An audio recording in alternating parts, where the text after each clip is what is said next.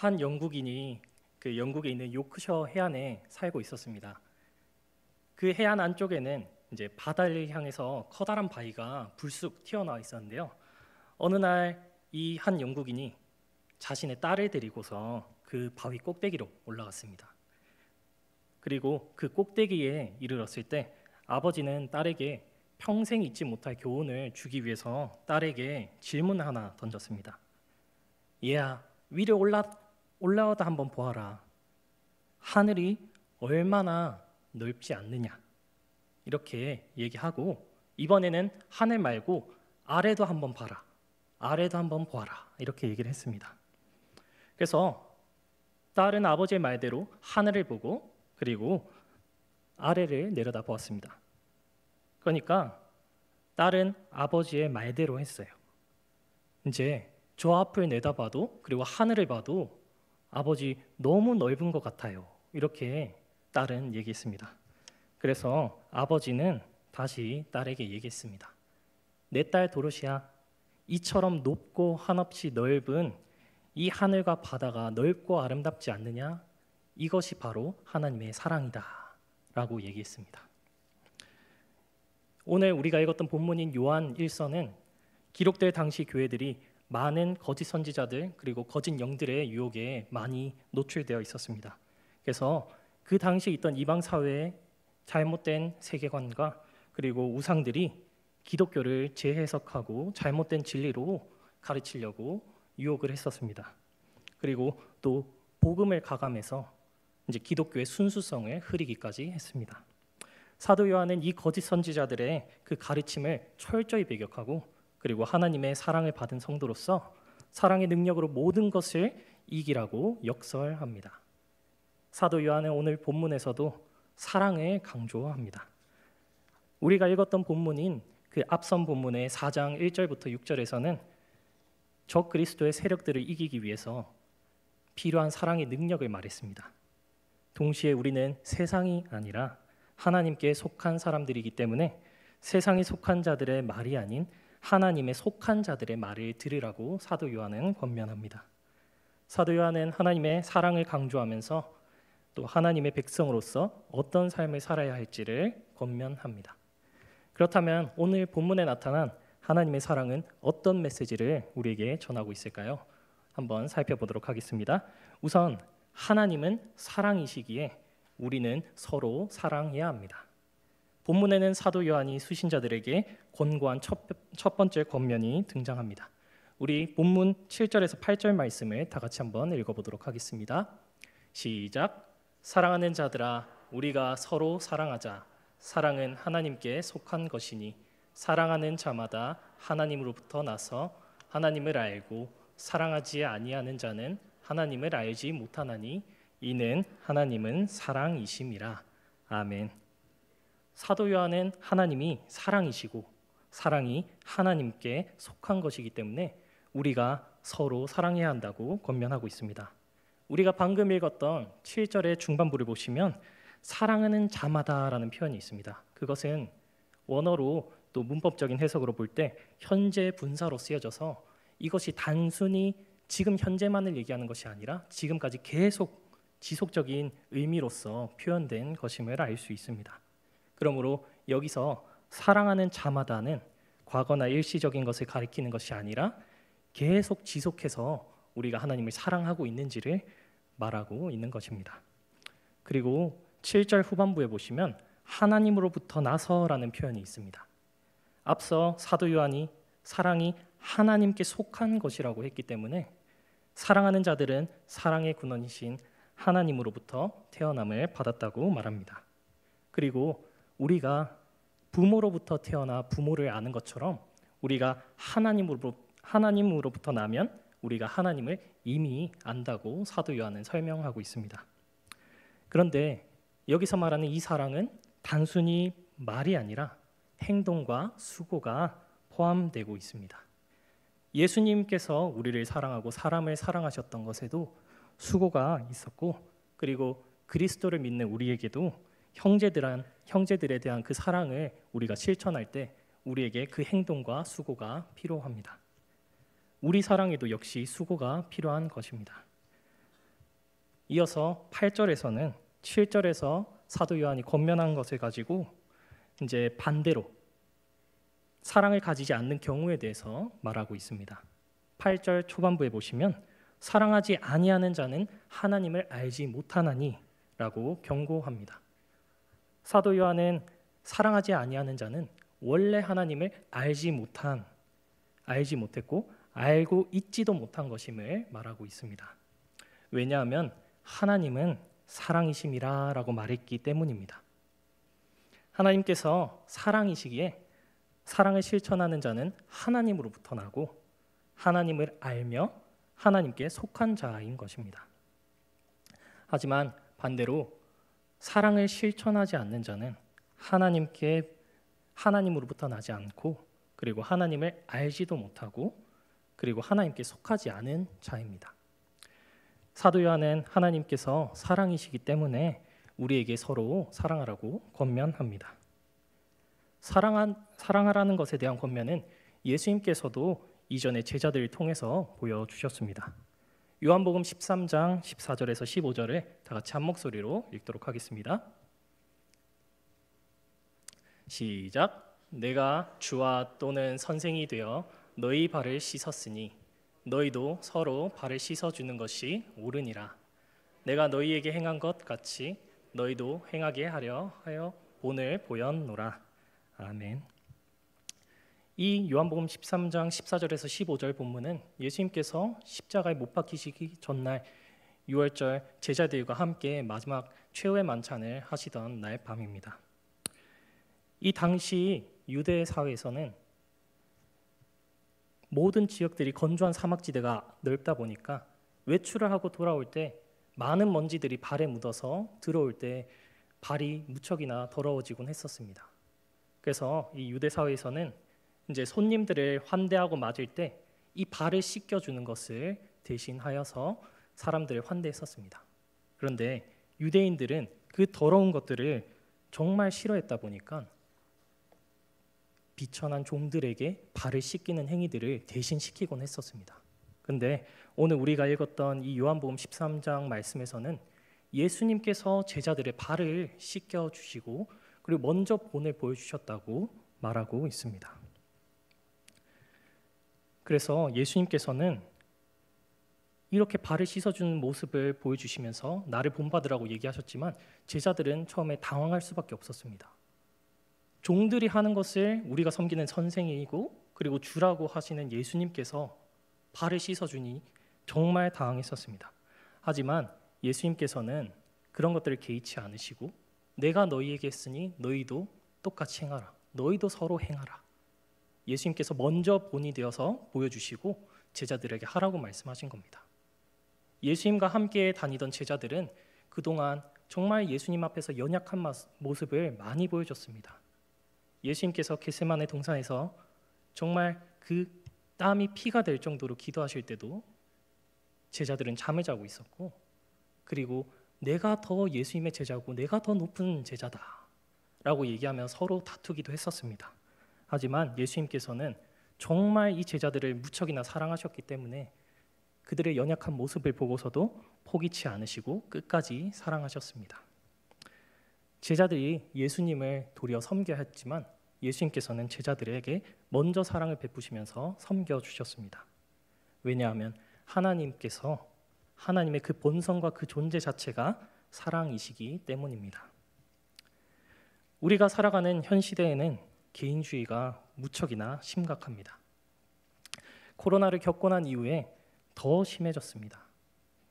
저는 이남 일녀 중에 장남입니다. 제가 어렸을 때 가정에서 부모님께 여러 가지 말들을 많이 들었던 것 중에 제가 기억나는 말이 있는데요. 저희 부모님께서 특히나 이런 얘기를 많이 하셨습니다. 콩 한 쪽이라도 동생들과 나누어 먹어라. 너희는 3명이지 않냐.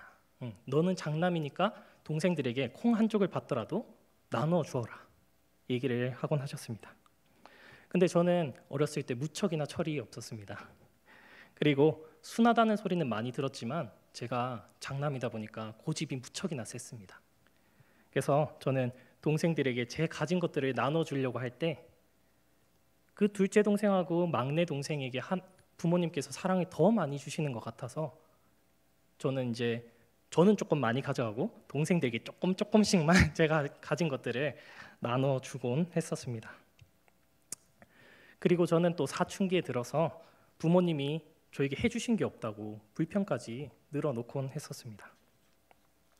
하지만 하나님께서는 그런 개인주의에 사로잡혀 있던 저를 주변을 돌아보고 그리고 서로 사랑하는 것이 얼마나 중요하고 정말 그리스도인으로서 살아갈 때 얼마나 중요한 것인지를 저에게 깨닫게 해주셨습니다. 부모님을 떠나서 이제 살던 저에게 하나님께서는 주님의 그 몸된 교회를 통해서 사랑이 속하던 자들 그리고 하나님을 알던 자들을 만나게 하셔서 사랑이 저에게 무엇인지를 깨닫게 해주셨습니다.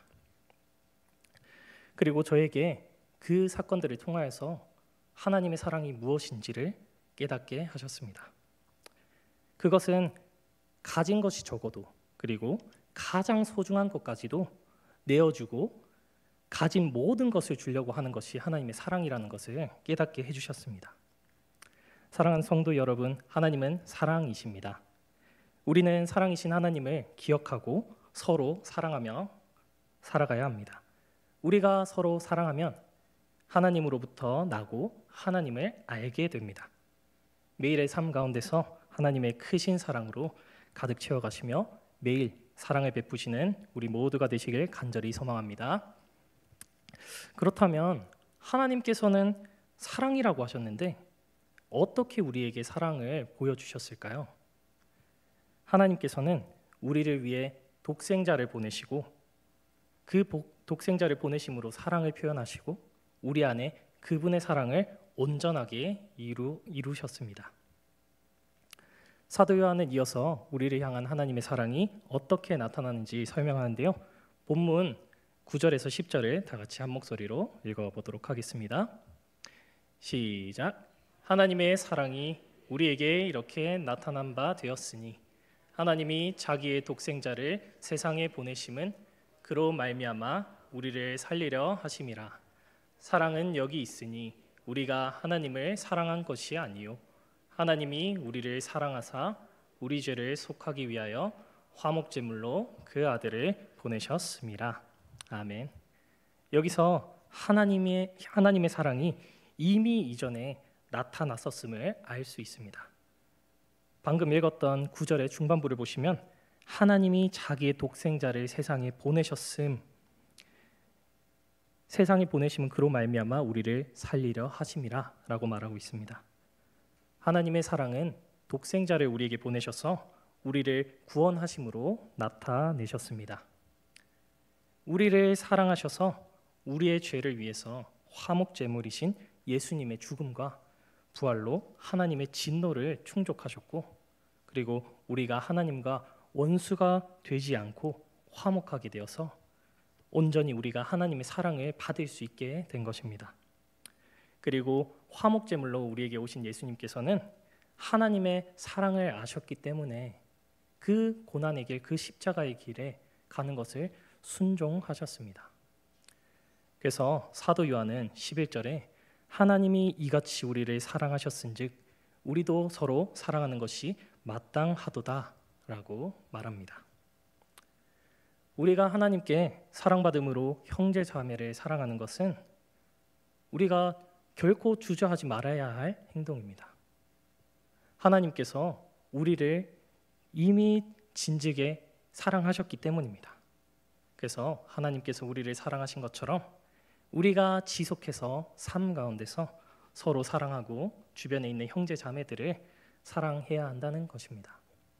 본문 12절 말씀을 다 같이 한번 읽어보도록 하겠습니다. 12절 말씀입니다. 시작.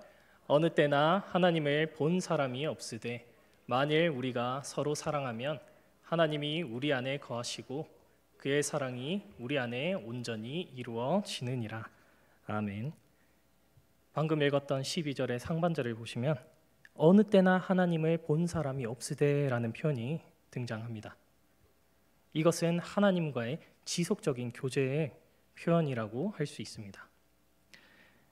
요한일서의 전체 주제는 하나님의 사랑뿐만 아니라 사귐과 하나님과의 그 사귐과 교제도 예로 들 수 있습니다.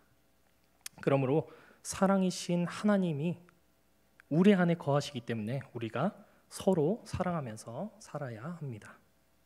그리고 서로 사랑하는 삶을 살면서 하나님을 우리는 볼 수 있게 됩니다.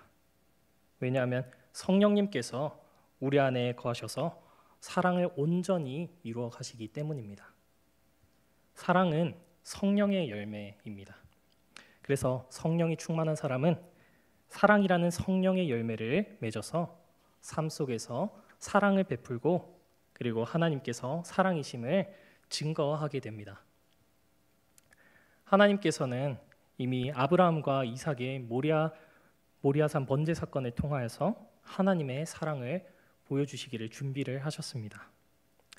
하나님께서 아브라함이 자신의 독자인 이삭을 이제 바치려는 그 모습을 보면서 하나님께서는 아브라함이 나를 경외하는구나, 나를 사랑하는구나를 깨달으셨습니다.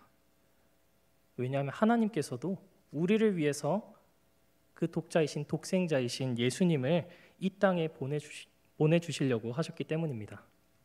그것이 하나님께서는 얼마나 큰 사랑이신지 알고 계셨습니다. 예수님은 이 땅에 오시기 전부터 자신이 십자가에 못 박혀 죽으시고 부활하실 것을 알고 계셨습니다. 그리고 그것이 하나님의 뜻이고 하나님의 사랑임을 예수님께서는 알고 계셨습니다. 그 예수님의 그 십자가 사건 가운데 하나님의 사랑과 예수님의 순종이 담겨 있습니다. 요한복음 14장 6절을 다 함께 읽어보도록 하겠습니다.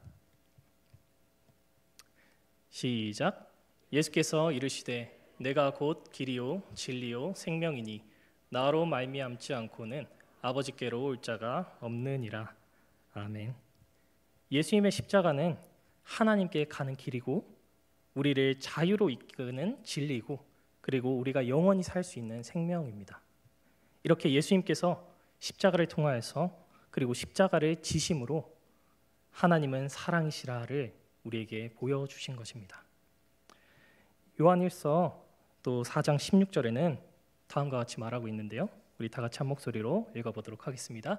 시작. 하나님이 우리를 사랑하시는 사랑을 우리가 알고 믿었노니 하나님은 사랑이시라. 사랑 안에 거하는 자는 하나님 안에 거하고 하나님도 그의 안에 거하시느니라. 아멘. 우리는 하나님이 우리를 사랑하신다는 것을 이미 알고 믿고 있습니다.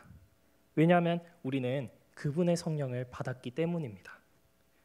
그리고 우리는 그분이 우리에게 성령을 주신 것을 알고 있기 때문에 우리가 예수님을 하나님의 아들로 믿고 시인하고 사랑 안에 거하면서 살아가는 것입니다. 사도 요한은 이러한 고백들이 수신자들에게 있기를 간절히 바랬던 것입니다. 그렇습니다. 하나님께서는 가장 소중한 독생자를 우리에게 보내주셨습니다. 저는 아직 이제 결혼을 하지 않아서 부모가 아니지만 이제 제게 맡겨진 초등 1부 아이들을 볼 때면 제가 가끔씩 부모의 마음을 조금 깨닫는 것 같습니다. 우리 귀여운 초등 1부 친구들이 저에게 전도사님 같이 놀아주세요 하면서 저에게 다가올 때면은 저는 그런 사랑스러운 아이들 보면서 좀 사랑을 느끼게 되고 그리고 그 아이들에게 내가 가진 다른 것들, 내가 가진 것들을 없어도 주고 싶고 사주고 싶어하는 이런 마음들이 생기곤 합니다. 그리고 제가 결혼하고 자녀를 낳게 되면은 그런 마음들이 실제로 일어나지 않을까 그렇게 상상도 하곤 합니다. 그리고 그런 아이들을 바라보면서 제가 한 가지 더 생각하는 게 있는데요. 나에게 과연 가장 소중한 것이 무엇일까 하는 질문을 종종 던지곤 합니다. 그런데 그럴 때마다 하나님께서는 저를 항상 시험하셨던 것 같습니다. 은총아, 너에겐 우선순위가 무엇이니?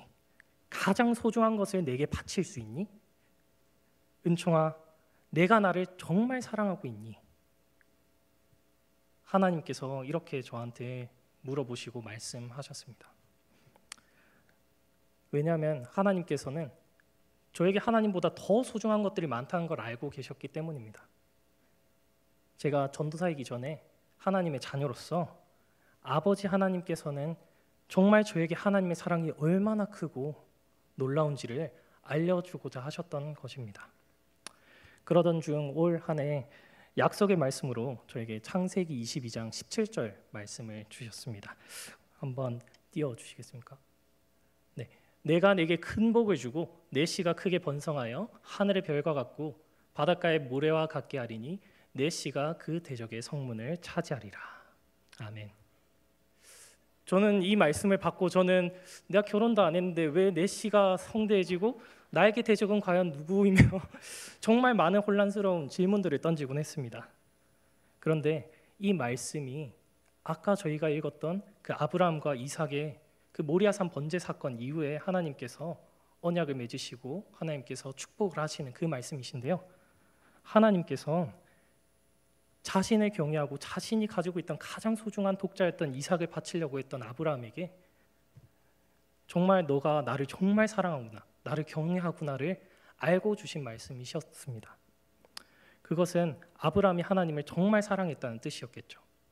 그래서 저는 올 한 해 이 말씀을 통해서 깨달았던 것이 하나님을 정말 경외하고 말씀에 순종하면서 하나님을 사랑했던 아브라함과 같이 저도 그렇게 살아가라고 하나님께서 그 말씀을 주신 것이 아닌가 생각을 하게 되었습니다. 사랑하는 성도 여러분, 하나님은 우리에게 독생자이신 예수 그리스도를 우리에게 보내주셔서 사랑이라는 최고의 선물을 우리에게 주셨습니다. 우리는 하나님께서 먼저 우리를 알고 우리를 사랑하셨기 때문에 우리도 서로 사랑하는 것이 마땅하다고 말씀하셨습니다. 먼저 사랑받기 좋아하고 그리고 먼저 누군가 나에게 사랑을 줘야만 내가 사랑을 준다 하는 것은 세상적인 사랑입니다. 하나님께서는 우리가 죄인이기 이전부터 보잘것없는 우리를 사랑하셨습니다. 그러한 사실을 기억하시며 사랑이라는 최고의 선물을 주신 하나님을 항상 기억하며 삶 속에서 서로 사랑하는 데 힘쓰는 우리 모두가 되시길 간절히 소망합니다. 말씀을 맺겠습니다. 사랑하는 성도 여러분, 혹시 앞에 사진 하나 좀 띄워주시겠습니까? 혹시 앞에 나와 있는 그 사진이 어떤 물건이신지 다들 아시겠습니까? 네, 아시는 분들은 아시는 것 같습니다. 머리 지압기입니다. 제가 앞에 보여드리는 그 사진은 제가 얼마 전에 생일이었었는데 이제 제가 받았던 생일 선물 중에서 가장 기억에 남는 선물이기 때문입니다.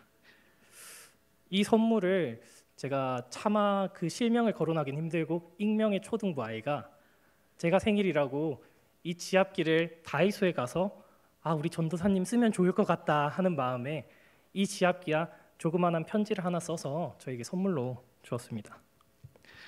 그래서 이 아이는 저에게 전도사님 이거 어떻게 쓰는 거냐면요 이러면서 먼저 자기가 시범을 보여주고 제 머리에 갖다 대서 지압하는 것을 가르쳐 주었습니다. 근데 저는 이때 이 아이가 저를 위해서 다이소에 가서 전도사님 뭘 선물해 줘야 되지 생각하면서 그 선물을 또 사서 저에게 해맑게 주면서 전도사님 너무 사랑하는 마음으로 또 쳐다보니까 제 마음이 정말 무척이나 감동이 되었고 이 아이가 정말 나를 얼마나 사랑하는지가 느껴지는구나 하는 것들을 제가 깨닫게 되었습니다. 저는 거기서 정말 그 순수한 사랑을 느꼈고 세상의 어떤 그 선물보다도 가장 크고 값진 것이 사랑이라는 선물이라는 것을 깨닫게 되었습니다. 사랑하는 성도 여러분, 세상을 사랑하는 것은 우리에게 불변한 유익을 가져다 주지 않습니다.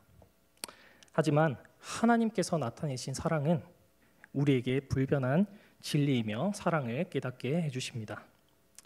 사도 요한은 그리스도 안에서 서로 사랑하며 살아가라고 말합니다. 사랑하지 않는 자들은 하나님으로부터 나지 않고 알지도 못하며 하나님께 속하지 않은 자라고 말합니다. 그래서 우리를 먼저 사랑하시고 그 사랑의 증표로 보내주신 독생자 예수 그리스도를 생각하며 우리도 서로 사랑하라고 권면합니다. 사랑을 베풀고 하는 것은 쉬운 일이 아닙니다. 하나님께서는 그럼에도 보잘것없고 아무것도 가진 것이 없는 우리를 아무 조건이나 이유도 없이 사랑하셨습니다. 그리고 우리의 죄 때문에 화목제물이신 예수 그리스도를 보내셔서 하나님과 우리의 관계를 화목하게 만드셨습니다. 그리고 고난과 고통 속에서 헤매고 있던 우리에게 하나님께서 하나님 안에 거하게 하시고, 그리고 그의 사랑이 우리 안에서 온전하게 이루어질 수 있도록 역사하셨습니다. 그리스도인으로서 우리를 먼저 사랑하시고 구원해 주신 하나님의 그 사랑을 기억하시고 서로 사랑하라는 그 말씀을 실천하여서 사랑이신 하나님께 영광을 돌리는 우리 모든 성도 여러분 되시기를 주님의 이름으로 소망합니다. 아멘.